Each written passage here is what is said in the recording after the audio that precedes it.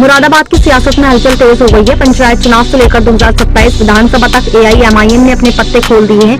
ओवैसी की पार्टी ने बड़ा दांव खेलते हुए शदाब चौहान को मुरादाबाद का नया प्रभारी नियुक्त कर दिया है। साफ एआईएमआईएम अब यहां राजनीति का नया समीकरण बनाने की तैयारी में है।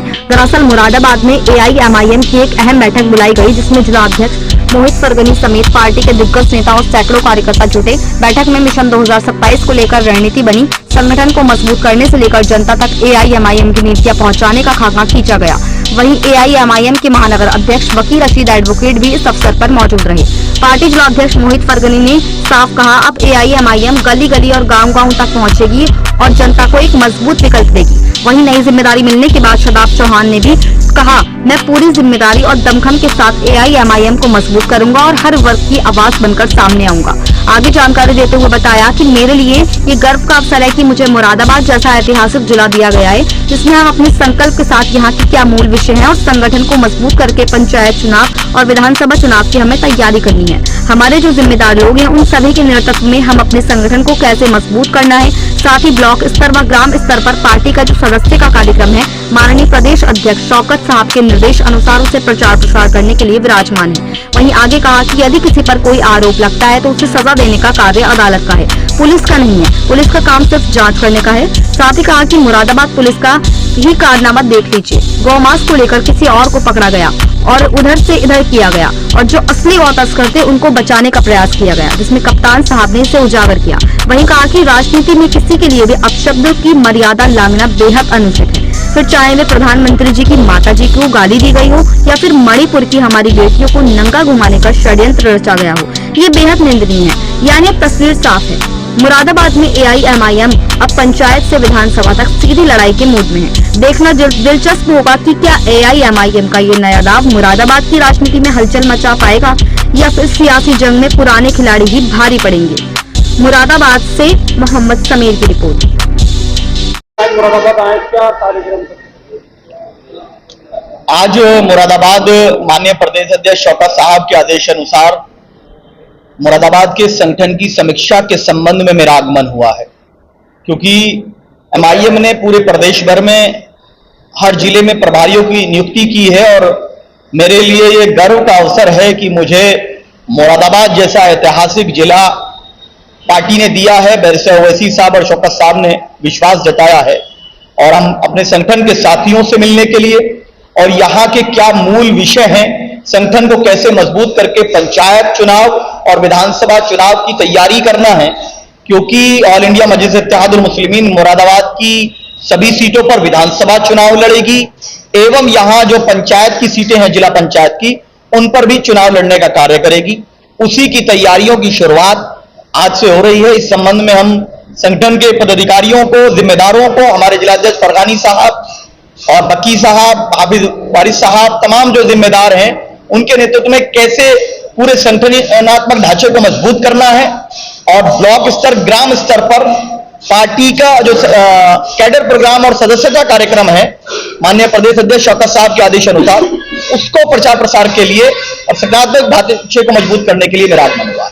इंदौर में एक सलमान लाला नाम का लड़का था, गैंगस्टर बताया जा रहा है और बताया परिवार के लोगों ने आरोप लगाया कि पुलिस ने उसकी हत्या कर दी है। नहीं, कहीं भी जुडिशियल किलिंग नहीं होना चाहिए। आरोप अगर किसी पे लगता है तो जुडिशियल किलिंग के हम लोग हमेशा खिलाफ है। पॉलिटिकल कस्टोडियल किलिंग, चाहे जुडिशियल किलिंग या पॉलिटिकल कस्टोडियल किलिंग हो या पुलिस कस्टोडियल किलिंग हो, हम उन सब के खिलाफ है। भारत में न्यायालय है, हमारी एक न्यायिक व्यवस्था है, उसके तहत अगर कोई आरोप किसी पर लगता है, कोई अपराध भी करता है, तो सजा देने का कार्य अदालत का है, पुलिस का नहीं है। पुलिस का काम सिर्फ और सिर्फ जांच कर करके तथ्यों को अदालत में रखने मात्र का है।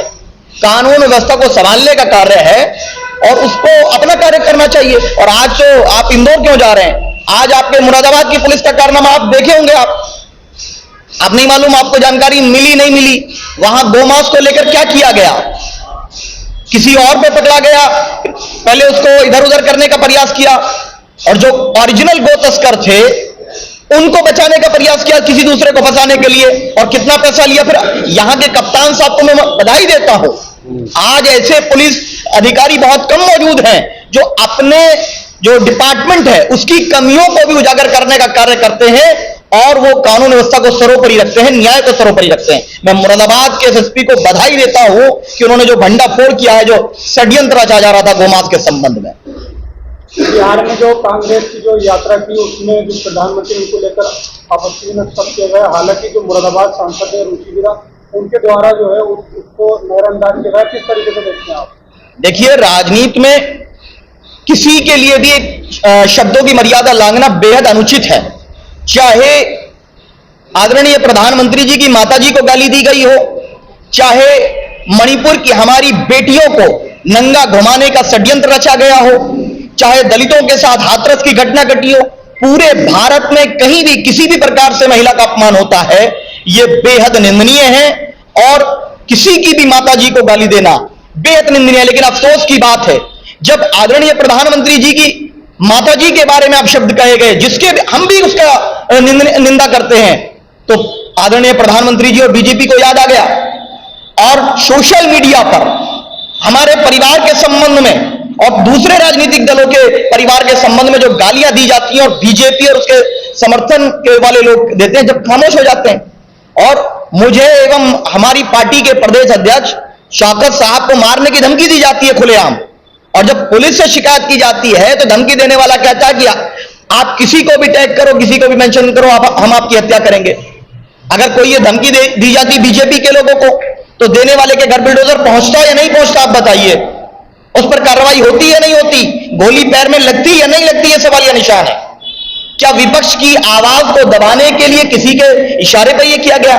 तो हिपोक्रेसी नहीं होनी चाहिए। भारत के संविधान ने सबको बराबरी का अधिकार दिया है, किसी भी प्रकार विभाजन नहीं होना चाहिए। इसीलिए एमआईएम उत्तर प्रदेश में मूल मुद्दों को लेकर शिक्षा, स्वास्थ्य, रोजगार, प्रगति, महिला सुरक्षा और शराबबंदी, क्योंकि अपराध का मुख्य कारण है शराब, एक्सीडेंट का कारण है शराब, महिला अपराध का कारण है शराब।